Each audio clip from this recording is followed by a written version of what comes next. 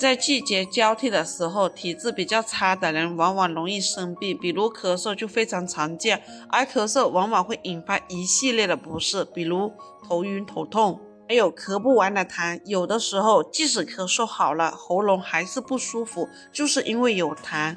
其实痰液的形成有多种因素，常见为两类，鼻腔炎症和支气管炎症引起。咳嗽往往属于后者。另外，在支气管发炎的时候，气管内的细胞也会分泌粘液。今天就用几个枇杷分享一款止咳化痰茶饮。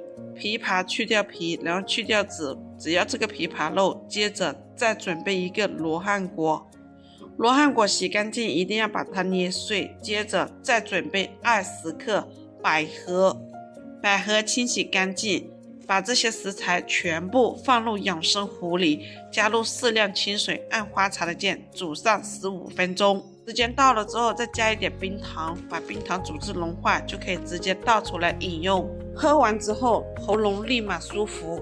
喜欢的朋友不妨收藏起来试一下。